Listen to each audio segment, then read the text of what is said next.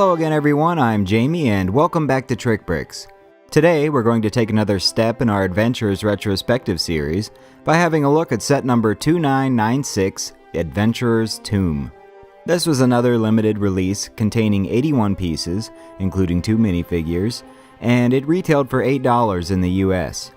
In unopened, sealed condition, it's not uncommon to see it bundled with the adventurer's car, like this example. As you can see, there are a few interesting bricks and pieces here, so let's put them all together and see what we get. Right away, I have an issue here. The name of this set is Adventurer's Tomb, but where's the tomb? Apparently, Adventurer's doorway to a tomb didn't have quite the same ring to it. But let's keep in mind that this was only $8 and that LEGO is all about using your imagination. Starting with this crate, we'll see a few of the accessories included. A shovel, a pickaxe, and a rifle. Nothing too special about any of these, but all are welcome additions. And since we're starting small, we might as well take a look at this. Apparently they used golf carts to get around Egypt back in the 1920s. I'm not gonna lie, this thing is a waste of parts in my opinion.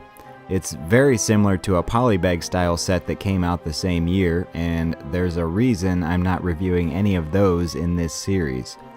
Granted, some of you guys may find this cute and to each his own, but for me, this so-called car is a drastic step down from the other vehicles we've seen and have yet to see in the Adventurers line.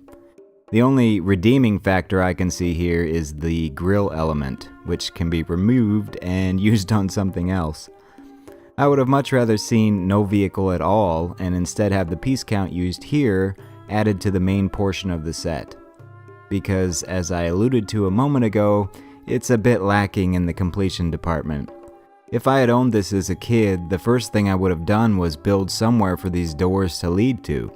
And perhaps that's the point. Maybe LEGO intended this to be a doorway to the imagination.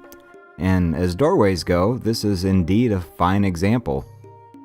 We have several decorated elements here, 2 different styles of the cartouche print on either side, which I like quite a bit, and above the entrance is a 1x4 tile featuring the Mummy's Curse, which was included in 5 sets total, as well as an Adventurer's accessory pack. There aren't any stickers in this set, so these are all prints, thankfully.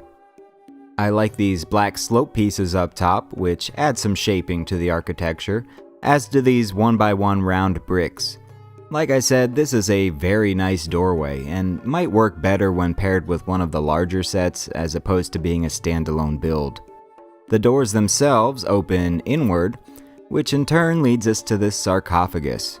While not nearly as elaborate as the tan printed version we saw in Valley of the Kings, I actually like the black lid. This was only available in 2 sets, Adventurer's Tomb and the Sphinx Secret Surprise. The coffin base is blue, also less common than its differently colored counterparts, but the real star of this set is inside. If we crack open this lid, we'll find the keeper of the Regao ruby himself, Pharaoh Hotep. This is one of the most interesting figures from the theme, for several reasons. Starting at the top, he gets this very cool printed headpiece with blue and metallic gold ink, which we've seen before, but just beneath that is one of the creepiest, most unique LEGO faces ever created, in my opinion. It's printed on a light gray head, which kind of gives him a decaying look, and features arched eyebrows, a pair of menacing red eyes, 2 holes where his nose used to be, again creepy, and a smiling mouth that has been stitched shut. If we remove the headpiece, you will also get a better look at another incision across his forehead, presumably where his brain was removed during mummification. This was all pretty morbid and daring of LEGO, and I absolutely love it.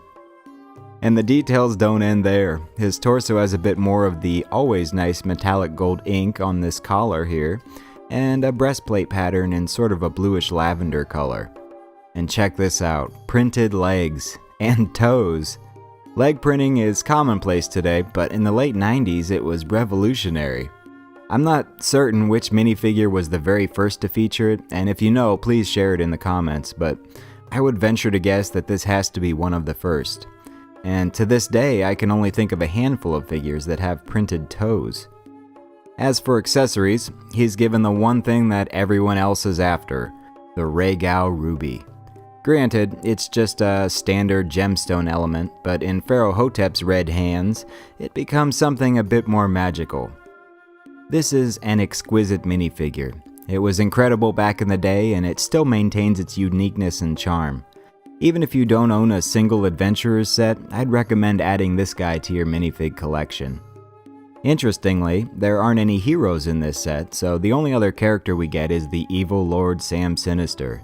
We've seen him once or twice before in previous episodes, and there aren't any variations of him, so the black top hat, black suit, and devilish facial expression you see here come standard on every Sam Sinister minifigure. And as an accessory, he's given a revolver. As for wildlife, the Adventurer's Tomb gives us the ever-present scorpion, as well as a red snake. At the end of the day, I'm glad to have this set in my collection, but purely from a completionist standpoint. There's nothing here that really stands out, aside from Pharaoh Hotep of course, and he can be had on his own for much less than the price of this set, which, by the way, averages for $40 used according to Brickset. I bricklinked this one for roughly $10, excluding the minifigures which I already owned. If I were ranking all of the major Desert Set releases, this one would probably be at the bottom of that list. And initially, it wasn't even going to be included in this review series, but I reasoned that since it's one of the less common sets, someone out there might appreciate some information about it. And I think if we were back in 1998, the Adventurer's Tomb would have been a decent pickup for $8, but here and now, with the current resale value, not so much. And there you have it, finally an Adventurer set that does not get the TrikBrix seal of approval. But stay tuned and we'll give them another shot in our next installment in the Adventurers Retrospective series, Episode 9, The Mummy's Tomb. So if you like this video, please consider giving it a thumbs up and be sure to click that subscribe button. Until next time, this has been Jamie for TrikBrix. Take care everybody and play well.